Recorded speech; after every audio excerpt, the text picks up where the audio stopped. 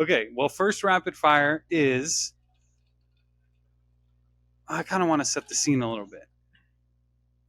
Okay, I'm briefly going to set the scene of you're driving, you're whether it's in your neighborhood, somewhere on the highway, anywhere. You're just driving. Okay, so we're going to talk about cars. First one, Subaru. I Subaru think of my Outback. father. I think of my father-in-law and my mother-in-law. They just bought one of those, and I was like, Subaru, and they were super pumped. Apparently, Subarus were like big in the '80s or something as well, and so they're just really pumped about the Subaru in a way that I am having a hard time appreciating. Like, it's a cool car, but it's like we got a Subaru. I'm like, what? Like, I don't know. Okay, Cadillac Escalade. Oh shit, big body. First thing I think of is I'm down. We talked in an episode about that down south culture, that down south hip hop culture with our boy Mattress Mac. I think about that same culture because there's a lot of songs about Escalades and Cadillacs, and there'll be guys who buy old Cadillacs and fix them up, and they're the same guys who are driving big Escalades. So I thought about that, and I also thought about remember that brand and one back in the Oh day, yeah, yeah. yeah, and one, and they used to have an and one tour where these is think of the Globetrotters except way cooler, like they're actually hooping, like actual real moves, not a show, different type of show. But there was a player on the team called Escalade. This guy had to be probably your height, 6'5", 6'6", but he was 390 or something. He was a Like, big boy. yeah, so you know who I'm talking I about. watched that. Oh yeah. Yeah. So that's what I thought about when you said Escalade. Yeah, I mean, the and one mixtape. I feel like one of the stars of the show was the MC of the whole thing because Oh like every single move gets yeah. commented on with the guy on the mic. He's standing on the court. And his main thing was like, "Oh baby." Everything was "Oh baby." Yeah, But yeah, yeah. he was a big part of the show. Dude, there was a documentary on and one and like the rise and fall of it and how why that mixtape tour fell apart. And as always, it has to do with money. But that was a really cool documentary. I want to watch it. That's interesting. Thank you for telling me. I will check that out. It was good. Okay, next one is uh, Lamborghini Huracan or any type of Lamborghini non SUV. When I see somebody in a Lamborghini, I I feel happy for that person. That's my first thought is like that person likely worked hard. Is that the case? Not always, right? You could be gifted it or it could be a family thing. But when I see somebody in a Lamborghini, I'm like, oh, that's cool. Good for them. And then that's about the extent of the thought. Hmm. And souped up, fresh, brand new, lifted, big tire pickup truck. Uh, I that makes me happy. Like I feel joy in my gut. Uh, You're a true Texas boy, aren't you? I guess so. I love trucks, man. I just bought one, and it's a big debt mobile, so don't recommend it. I had to get it. I had to get a vehicle. I didn't have to get a truck, but it was like my opportunity to get the truck that I've always wanted. So when you said that, I just got a warm feeling in my gut. Now, will I soup it up and put the big tires on it, lift it, and all that? Probably not. But when I see those trucks, I'm just like, oh, that's a nice truck. So that gave me a warm feeling in my gut when you said that. I mean, just hearing that, I know that in your heart you really are a Texas like true Texas guy, like because uh, I grew up on the East Coast. We don't really have lifted trucks. I lived in California, not a lot of lifted trucks, not a lot of pickup trucks. Then we moved to Texas. Half the trucks on the road are massive, massive, lifted, just beasts.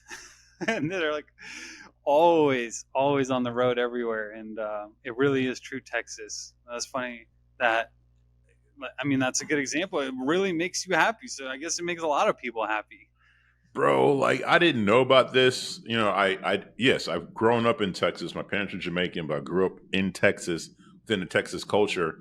But I never got into like the cowboy country stuff heavy, right? Like I didn't really get into that. As I got older, I had more of appreciation for it. And I married my wife, whose family is all about that life. I've learned a lot. And what I've learned is when you come to Texas and you see a guy with a truck or girl with a truck like that, big, whatever, all the bells and whistles. If you see, then you look at their clothes and you think they're just wearing like a cowboy hat and boots and jeans, whatever. Some of these people, man, that's like what that souped up truck and the outfit they're wearing is almost like if you went to California and you saw somebody in a very, very nice Mercedes with like Prada and stuff on or something. Like those clothes aren't cheap. Those boots aren't cheap, and everything done to that truck is, it might look like a regular truck to you. They could have bought a freaking Lamborghini in some cases with what they do to those trucks. Like it's a lot of money, man. Yeah, there is this. I don't know how much you're into country music, but there's this Luke Bryan song where in the music video, I don't remember which song it is, but in the music video is this two buddies. One lives in the city, the big city, and one lives out in the country, and they just want to switch for a day. And so it's literally what you described. The country guy's excited to go out in the city for that one day and drive the Mercedes, and vice versa.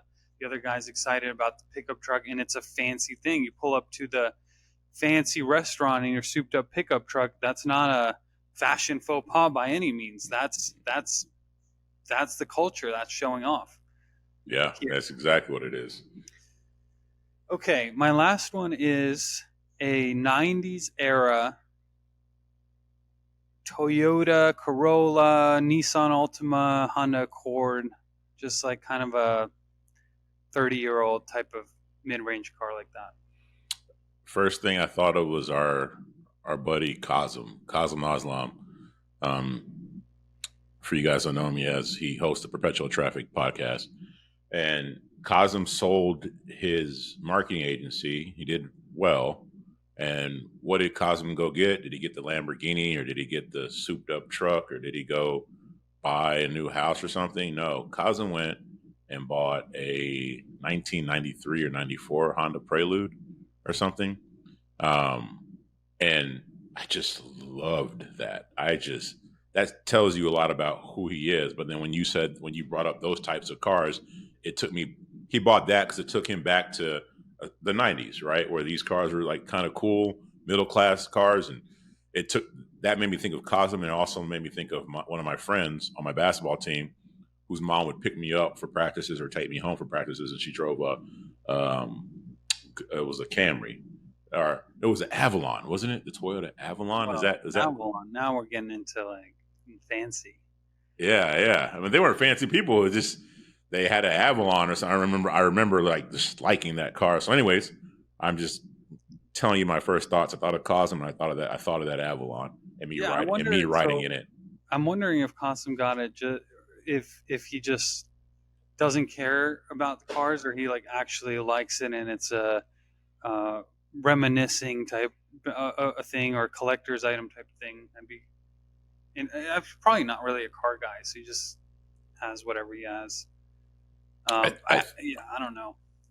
I think he likes those vehicles, and also when you read his post, he had a post one time about him going to a big dinner like with a bunch of big names, and they're all, when it came to ordering drinks, people started like showing off, like I want this blah blah blah wine, I want this da da da. Do you have this type of whiskey? It was all, they're all doing what people do and have a bunch of money and trying to show off with the drinks they're ordering.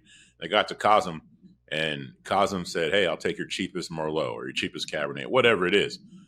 I like that anti-wealth approach, especially when somebody has money. It's easy and almost liberating to be like, well, I don't care about money when you don't have any fucking money.